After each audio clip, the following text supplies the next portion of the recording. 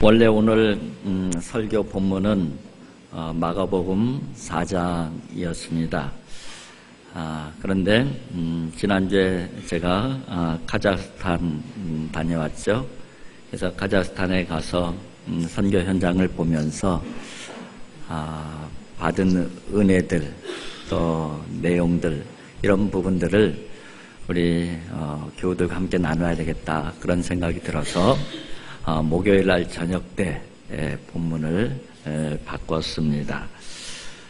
먼저 카자흐스탄은 중앙아시아에 위치한 이 나라인데, 이 중앙아시아 하면은 보통 뒤에 스탄, 땅이라는 의미죠. 스탄이라고 붙은 나라들이 있지 않습니까? 이 나라들이 몇 개냐면 7개예요. 그래서 중앙아시아를 보통 7개 그 스탄을 다 얘기하는 분들도 있고, 보통 얘기했을 때 아프가니스탄하고 파키스탄을 제외한 나머지 이 5개 스탄, 이 지역을 보통 중앙아시아 그렇게 부르고 있습니다.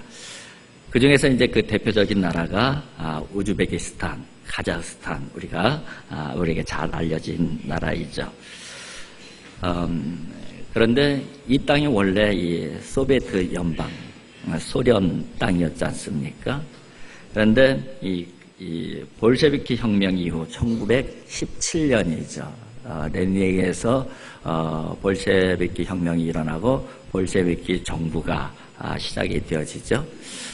그런데 당시에 그 강대국이었던 미국, 영국, 프랑스, 또 일본, 이 네 나라들이 이 볼셰비크 정부를 계속 군사적으로 압박을 했습니다. 그래서 이 큰 전쟁은 일어나지 않지만은 자그마한 그 전쟁들이 일어나게 되는데, 소위 그 간섭군이라는 그 이름을 한 군사들을 파견을 하기도 하고 그러죠. 그래서 레닌뿐만 아니라 그 스탈린도 그 부분에 대해서 굉장히 그 위협을 느끼고 있었습니다.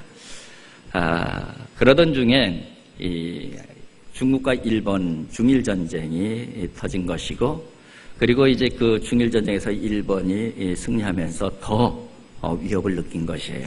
그러면서 이쪽 연해주, 이 극동적이지 연해주, 이제 우리 이번 비전 트립을 가는 것이 블라디보스토크이지 않습니까? 그쪽이 이제 그 연해주 지역이죠. 그 연해주 지역에 있는 조선인들이 바로 일본의 앞잡이가 될 수 있다는 그런 판단으로 바로 이 연해주에 있는 지역에 있는 조선인들을 다 강제 이주시키는 것이죠. 그래서 스탈린이 이 조선의 개들을 다 갖다 시베리아 벌판에 버려라, 그런 명령을 했다는 그런 일화들도 있습니다. 그 명령이 떨어지면서 이제 대대적으로 그 조선인들, 지금은 고려인들이라고 부르고 있는데, 고려인들의 강제 이주의 역사가 시작이 되어지는데, 1937년 9월 9일부터 시작이 돼서 열차가 124대의 수송열차가 동원이 되어집니다. 그래서 그때 연해주에 살고 있었던 그 조선인들이 약 20만 명 정도가 이주를 하게 되는데, 좀 더 정확하게 말씀을 드리면 한 18만여 명 정도가 열차에 타는 것이죠. 시베리아 열차를 타고 강제 이주를 당한 것이죠. 그래서 이제 그 허허벌판, 시베리아 허허벌판에다 이제 떨어뜨려 놓는 것인데, 바로 그 떨어뜨려 놓은 그 나라들이 주로 어떤 나라냐면 우즈베키스탄하고 이 파키스탄이 카자흐스탄이에요. 이 지역에 이제 다 정착을 하게 되는 것이죠. 그 중에서 이제 카자흐스탄을 제가 다녀왔는데, 사진 자료를 조금 준비를 해서 한번 같이 보면서 설명을 드리도록 하겠습니다. 이제 카자흐스탄 알마타라고 들었는데, 러시아식 발음으로는 알마타, 카자흐 발음으로는 알마티 그렇게 부르는데, 알마티 주가 굉장히 커요. 우리나라 남한보다 좀 더 크다고 그럽니다. 그 안에 알마티라는 이 도시가 또 있는 것이죠. 그 도시에 있는 이 시온교회에서 이제 일단 저희들이 가게 됩니다. 김성길 선교사님이 그 카자흐스탄에서만 26년, 그야말로 정말 암흑의 시대에 그곳에 첫 발을 디뎌놓은 선교사님입니다. 우리 영상이 이게 이제 그 알마티 시온 교회, 여기는 카자흐의 그 현지인 교회예요. 그래서 현지인 젊은이들이 하고 같이 사진을 찍었습니다. 그 다음에 한번 넘기시죠. 그 다음에 여기는 그 위시토베라는 지역인데, 이 지역이 바로 이 강제 이주 열차를 타고 처음으로 내려놓은 지역이 이 위시토베 지역이에요. 그래서 이 위시토베 지역에 지금 인구가 약 5만 5천 정도 된다고 하는데, 그 중에서 한 10% 정도, 한 5천여 명 정도가 이 고려인입니다. 그래서 저기는 그 지역 센터인데, 저쪽에서 선교사님이 정말 그 시골이에요. 시골인데, 저기서 열심히 고려인들을 위한 선교 사역을 하시는 지역인데, 여기에서 한 불과 몇 킬로, 불과 2, 3킬로 정도 올라가게 되면은 거기에 뭐가 있냐면은 고려인 최초의 정착 있지가 그 지역에 있어요. 한번 넘겨보시죠. 이제 여기가 어디냐면은 기차역이에요. 어떤 기차역? 이 위시토베 기차역인데, 여기에 처음으로 고려인데 이 기차역에서 이제 내리는 거야. 첫 번째 그 이주민들이. 그리고 넘기시고, 이 철도를 따라서 시베리아 그거를 달려온 것이죠. 넘기시고. 그래서 여기가 이제 바로 그 정착지예요. 그러니까는 9월부터 계속 와서 9월에 이제 첫 번째로 와갖고 첫 번째로 이제 정착지니까 9월경에 도착을 했겠죠. 그래서 바로 이제 10월, 이쪽 지역은 10월만 되면 이제 아주 굉장히 추워지고, 11월 되면은 눈 30도 40도 영하 이렇게 내려가는 벌판 지역이죠. 그럴 때 우리 조상들이 여기에 버려진 거예요. 들판에, 벌판에. 그건 정말 벌판이야. 아무것도 없어요. 그러니까 눈보라가 몰아칠 때에 피할 곳이 없어요. 나무 한 그루도 없어요. 근데 약간 언덕이 되어진 그 언덕배기를 찾아와서 열차에서 내려서 한 10km쯤 채 안 되는 거리예요. 그 거리까지 이제 걸어서 왔겠죠. 와갖고선 여기서 이제 그 언덕배가 조금 있으니까 그 언덕 밑에다 정착을 하는데, 그게 얼마나 이 추위를 이길 수가 있겠어요. 그래서 땅굴을 파는 거예요. 저희가 그 땅굴을 파고서 땅 속에 들어가서 이 한겨울을 나는 거예요. 한겨울을 나는. 그래서 먹을 것도 없고, 그런데 주변에 있는 카자흐 원주민들, 유목민들이 좀 먹을 것도 갖다 주고, 이렇게 해갖고선 한겨울을 나게 되는 것입니다. 그러면서 4월쯤 되었을 때 좀 풀리면서 이제 원동이라는 곳으로 이제 좀 이동을 해서 거기에서 정착촌을 이루게 되는 것이죠.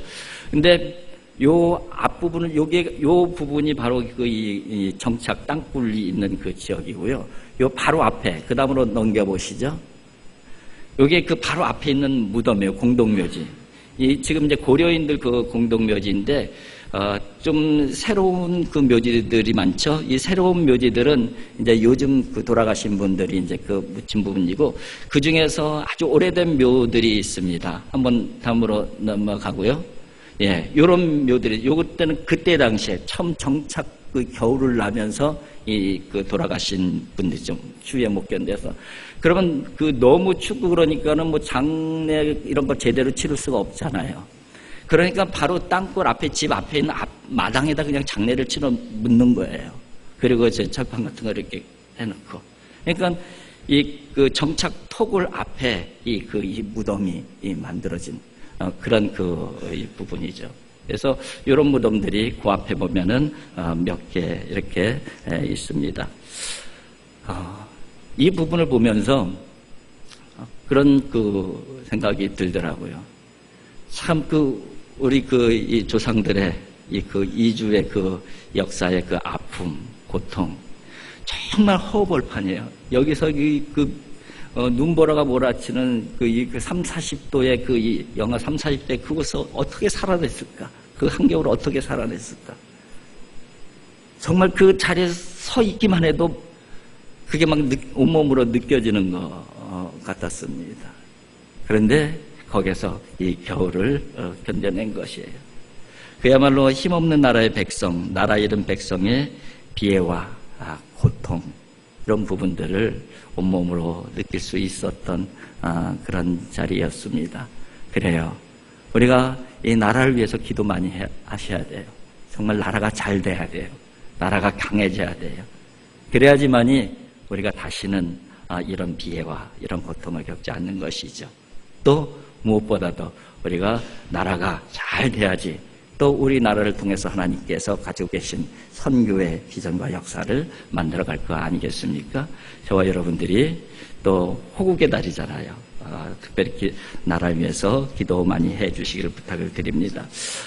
여기에 가서 이제 세 가지 부분들을 제가 좀 새롭게 알았어요. 하나는 지금까지는 이 선교의 역사가 그 서진이었어요. 그러니까 서방교회 중심의 그 서진. 근데 이 그 동진의 역사, 선교의 이 동진의 역사, 네스토리오스를 통한 그 이 동진의 역사도 거기에 굉장한 신앙의 역사가 있구나 하는 부분들을 좀 하나 좀 아는 부분이고요. 그 다음에 이 중앙아시아의 그 선교의 중요성, 이 지역의 중요성, 이런 부분들도 또 새롭게 알게 된 거고요.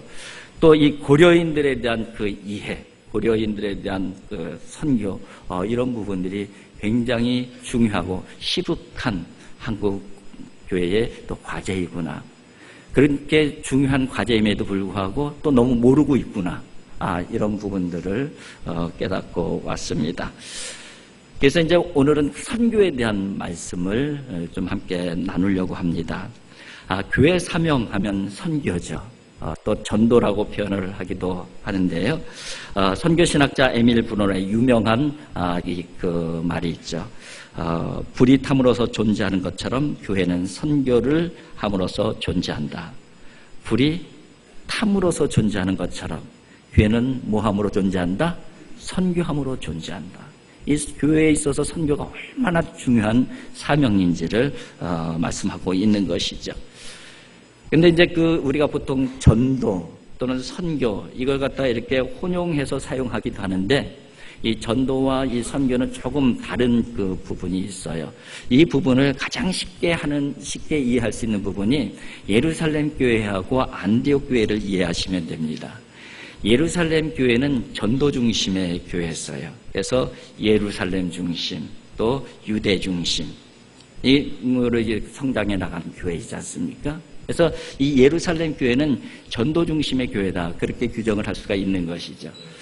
그런데 하나님께서는 이 예루살렘 교회의 그 박해가 시작되게 하고 박해 때문에 사람들이 이제 피해서 흩어지게 되지 않습니까? 교회니 흩어지게 되면서 이제 그 선교가 시작이 되어지는 거예요. 그래서 처음으로 세워진 교회 중에 하나가 안디옥 교회예요.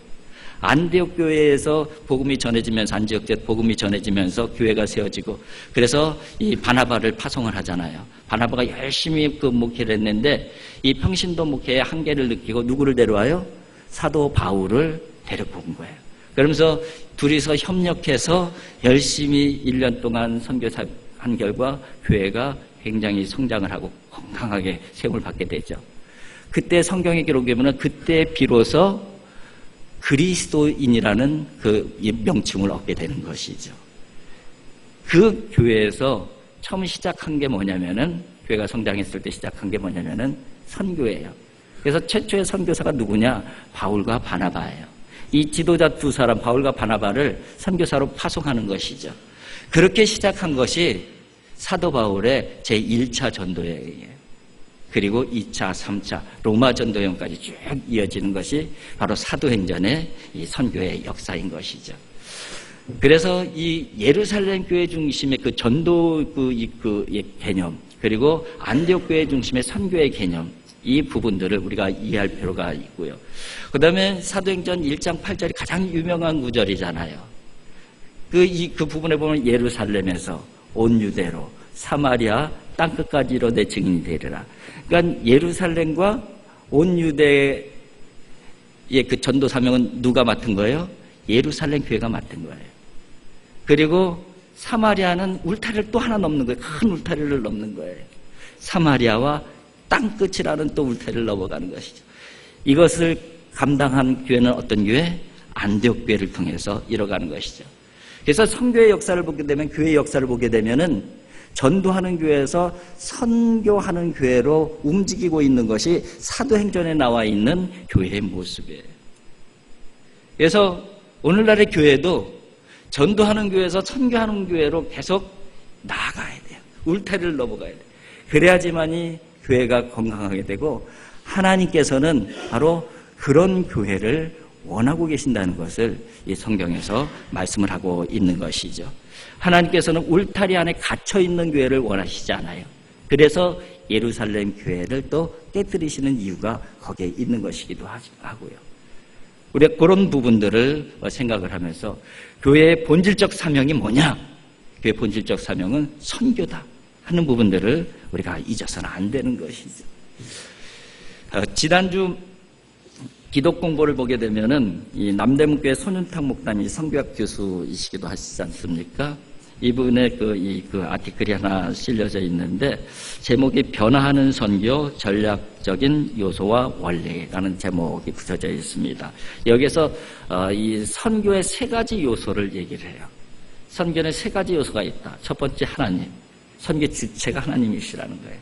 그리고 두 번째가 사람, 보냄받은 사람이 있고, 또 선교지에 누가 있는 거예요?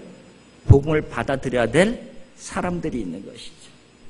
그래서 사람이 하는 것이, 하나님께서 사람을 통해서 하는 것이기 때문에 지혜가 필요하고 전략이 필요하다는 거예요. 그런 그 내용이죠. 그리고 세 번째는 목적이 뭐냐? 목적은 제자다. 땅 끝까지 이르러 제자를 만드는 거예요. 제자를. 그게 바로 마태복음 28장 마지막 절, 예수님의 지상명령에서 나와 있지 않습니까? 그래서 이 세 가지가 선교의 아주 중요한 3대 요소로 그렇게 이야기를 하고 있습니다. 이 틀을 중심으로 해서 두 가지 정도를 제가 이 시간에 좀 말씀을 함께 나누려고 하는데요. 선교는 하나님의 선교라는 것을 잊어서는 안 되는 것이죠. 선교 출발점이 누구냐? 하나님이라는 거예요. 오늘 요한복음 3장 16절은 이 구원론의 핵심 구절이잖아요. 그런데 어떻게 시작이 되어지냐면은 하나님이 세상을 이처럼 사랑하사 이렇게 돼 있어요. 근데 하나님께서 사랑하신 세상은 어떤 세상이에요? 죄된 세상, 어두운 세상, 절망의 세상. 그 세상 가운데 누구를 보내신 거예요? 독생자를 주셨으니, 독생자를 보내시니. 이게 바로 하나님의 선교예요. 선교의 첫 시작하신 분이 누구냐? 하나님이시라는 거예요. 하나님이시다. 하나님께서 세상을 구원하시기로 작정하셨고, 하나님께서 직접 행동으로 옮기신 것. 그게 바로 예수님께서 이 땅에 오신 사건으로 그렇게 성경 기록이 되어져 있는 것입니다. 그러면서 이제 초대교회의 역사가 일어나는데, 아까 말씀을 드린 대로 1장 8절에 이 앞부분에 이렇게 돼 있어요. 오직 성령이 너에게 임하시면 너희가 권능을 받고, 성령이 임한 사람, 성령의 권능을 받은 사람, 그 사람들을 통해서 어떤 역사를 만들어 가신다는 거예요? 예루살렘과 온 유대와 사마리아 땅끝까지 이르는 그 선교 역사를 만들어 가시겠다는 거예요. 그럼 주체가 누구예요? 사람이 아니라 하나님이라는 거예요. 성령이 임하시면 그 성령이 이끄시는 것이고, 성령이 임한 사람에게 성령의 능력으로 선교 역사를 만들어 가시겠다는 말씀이 바로 사도행전 1장 8절의 내용인 것입니다. 서정훈 총장님 하면은 우리 목사님들은 너무나도 잘 아시는 목사님이고 교수님이신데, 가장 인품적으로나 또 목회자나 신학자로서 존경을 받는 교수님이십니다. 이분이 선교학을 전공하신 분이시잖아요. 그래서 선교사 훈련을 하실 때에 선교사들에게 꼭 반드시 하는 말씀이 있다고 합니다. 그것이 뭐냐면은, 잘난 채, 아는 채, 있는 채 하지 말라. 잘난 체 하지 말고, 아는 채 하지 말고, 있는 채 하지 말라. 왜? 선교는 하나님이 하시는 것이다. 선교 현장 갖고도 조금 뭐 일어났다고 잘난 척 하지 말라는 거예요. 잘난 척. 왜? 그건 네가 한 것이 아니라 하나님께서 하신 것이라는 거예요. 선교는 좀 안다고 되는 것이 아니라는 거예요. 좀 지식적인 것이 조금 더 들어가 있다고 잘하는 것이 아니고 경험이 좀 많다고 잘 되는 것이 아니라는 거예요. 누가 하시는 것이기 때문에 하나님이 하시는 것이기 때문에 아는 척하지 말라는 거예요. 그래서 아는 척하지. 그리고 또 잘난 척하지 말라. 잘난 척하지 말라. 있는 척하지 말라. 있는 척. 왜 있는 척을 하는 줄 아세요? 자존심 때문에 그래요. 복음을 들고 나선 사람이 무슨 자존심이냐는 거예요. 자존심은 누구에나 갖다 줘? 개에게나 갖다 줘라. 자존심을 내려놓으라는 거예요. 복음을 위해서라면은, 하나님의 선교를 위해서라면은 다 내려놔야 된다는 거예요. 왜 그래야 됩니까? 선교는 하나님이 하시는 것이기 때문에. 우리들에게 선교뿐만 아니라 우리 믿음의 삶도 마찬가지인 것 같아요. 마찬가지인 것 같아요. 만약에 하나님이 하신다는 믿음이 없다고 하면은 우리들이 참 실망할 일들이 많고 좌절하고 절망할 일들이 많이 생길 거예요. 또 하나님이 하신다는 믿음이 없으면 잘 되면은 또 우리가 교만해지잖아요. 교만해지. 안 되면은 실망하고. 그래서 우리에게 뭐가 있어야 되느냐? 하나님이 하십니다. 하나님이 시작하셨습니다. 하나님께서 이루실 것입니다.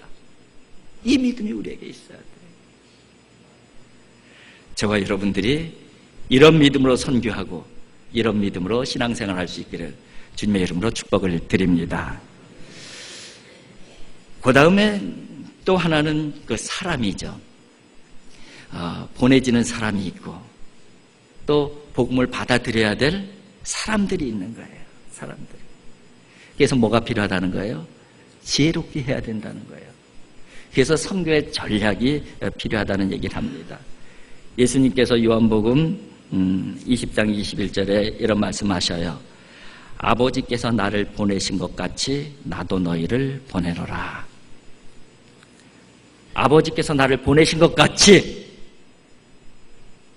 그게 바로 요한복음 3장 16절이잖아요.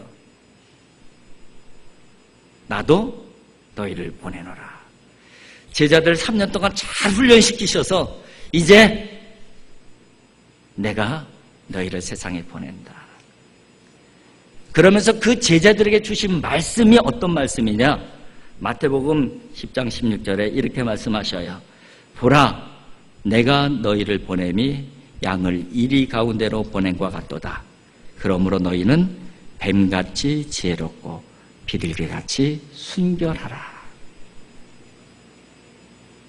뱀같은 지혜로움이 있어야 돼. 무대포를 한다고 되는 것이 아니에요. 지혜로움이 없게 되면 오히려 선교의 역사가 막혀지는 경우가 선교의 역사 가운데 수도 없이 나요. 수도 없이. 여러분, 이 근대 선교, 서방 중심의 선교, 특별히 인도와 동남아 중심으로 이루어진 선교는 다 실패로 결론이 났잖아요. 그 이유가 뭔지 잘 아시죠? 자기중심적으로 선교한 거예요. 제국주의의 그 힘을 얻고선 선교사들이 들어간 거예요. 우리가 진리를 가지고 있으니 우리 시키는 대로 하라는 거예요. 결국은 되는 것 같지만은 다 실패해요. 지금 그 서방의 선교 전략 때문에 지금 선교문이 닫히고 있잖아요. 그쪽에서는. 그런 반면에 한국 선교사들에게 길이 열리는 이유는 뭐예요? 그들에게 같은 동질성이 있어요. 우리 한국은. 같이 그런 열강들에게 희생당한 나라잖아요.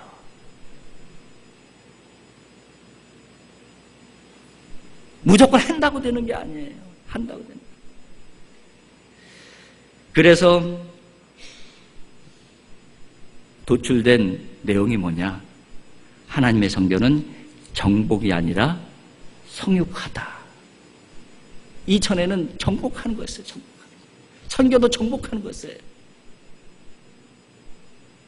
그러나 그렇게 해서 성교가 안 된다. 다 실패라는 거예요. 성육화. 이 부분을 조금 더 설명을 드리면은 나의 세계로 끌어들이는 게 아니에요. 복음을 가지고 있는, 진리를 가지고 있는 내가 그들 속으로 들어가는 거예요. 우리의 옷을 입히는 게 아니에요. 우리의 옷을 강제로 입히려고 하면은 복음을 잃어버리게 돼 있어요. 복음을 들고 그들에게 그들의 옷을 복음에 입히는 거예요. 그랬을 때에 그 안에서 복음이 생명력이 일어나는 것이죠.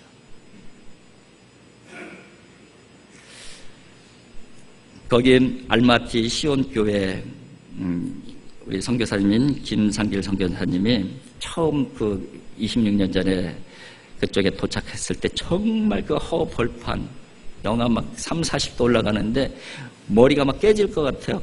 그런 상황들을 이렇게 좀 얘기를 하시면서. 그런데 갔는데 뭐 언어도 잘 알지 못하고 마침 그때 고려인들인데 고려인들 관심도 없대. 고려인들. 그런데 한 번은 고려인들에게 전도하려고 막 했어도 잘 안 됐는데 한번 초청을 받아갖고선 잔치 모임에 갔는데 근데 옆에다가 의자 하나 이렇게 앉혀놓고서 한 4시간 정도 자기들끼리 신나게 놀더래요. 그 잔치 다 끝날 무렵에 한국에서 오신 그 목사님이셨는데 잠깐 그래서 이분들에게 뭔 얘기를 해야 되나 이렇게 하다가 하나님께서 지혜를 주셔서 노래를 좀 잘 하시더라고요. 두만강 노래를 부른 거예요.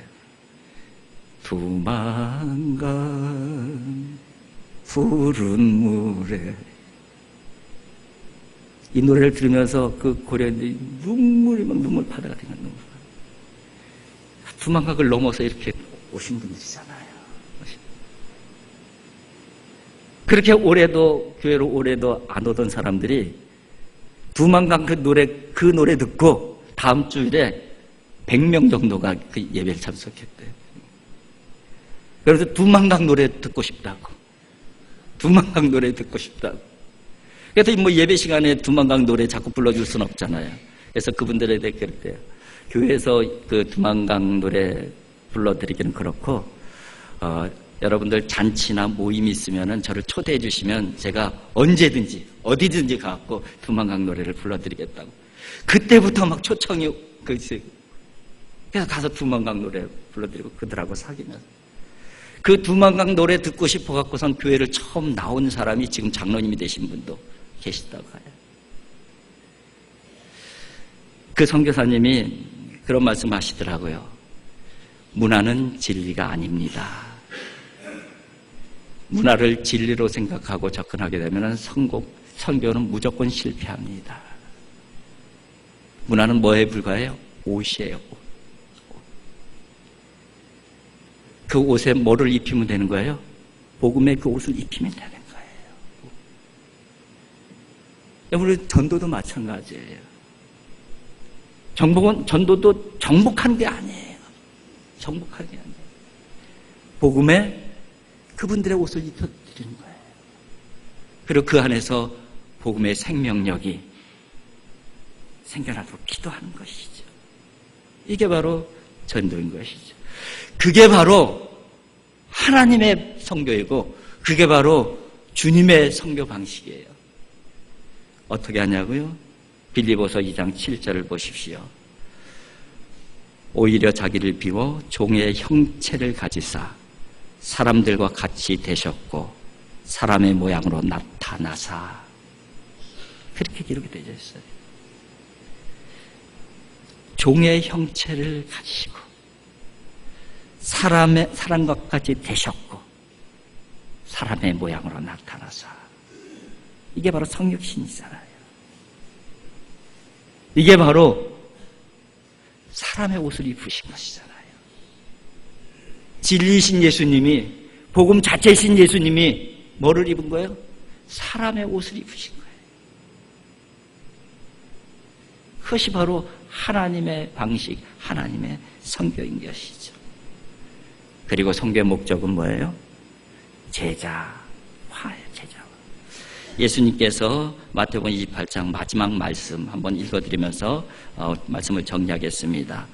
그러므로 너희는 가서 모든 민족으로 제자를 삼아. 모든 민족으로 제자를 삼아. 선교의 목적은 뭐예요? 제자를 삼는 거예요, 제자. 참된 그리스도인을 만들어내는 것. 그것이 바로 선교의 목적이고 전도의 목적인 것입니다. 자, 한번 정리를 한번 하겠습니다. 교회는 전도하는 교회에서 선교하는 교회로 방향이 나아가야 돼요. 그러기 위해서는 뭐가 있어야 돼요? 울타리를 깨트리는 작업들이 있어야 돼요. 두 번째는 뱀같이 지혜롭고 비둘기같이 순결해야 돼요. 정말 지혜로움이 있어야 돼요. 지혜로움이 없게 되면은 선교가 깨져요. 복음이 오히려 깨져요. 정복이 아니라 성육화예요. 세 번째 목적은 제자화다. 제자화된 교회만이 제자된 선교사를 파송할 수가 있는 것이죠. 그것이 바로 성경이 말씀하시는 선교입니다. 하나님의 선교. 이 하나님의 선교를 감당하는 우리 을지로 교회가 되어질 수 있기를 주님의 이름으로 축복을 드립니다. 기도하겠습니다. 사랑의 아버지 하나님 감사합니다. 아버지 하나님, 하나님께서 시작하신 선교, 교회가 마땅히 해야 될 사명임을 다시 한번 깨닫게 해주시니 감사를 드립니다. 주님께서 성육화되어 이 땅에 오신 것처럼 저희들도 지혜를 주셔서 성육화된 선교와 전도를 감당할 수 있는 믿음의 사람들, 믿음의 교회가 되어질 수 있도록 인도하여 주시옵소서. 그래서 하나님의 복음의 역사를 전달하는, 하나님의 복음의 역사를 만들어가는 하나님의 사람, 하나님의 교회가 되어질 수 있도록 인도하시고 축복하여 주시옵소서. 예수님의 거룩하신 이름으로 기도하옵나이다. 아멘.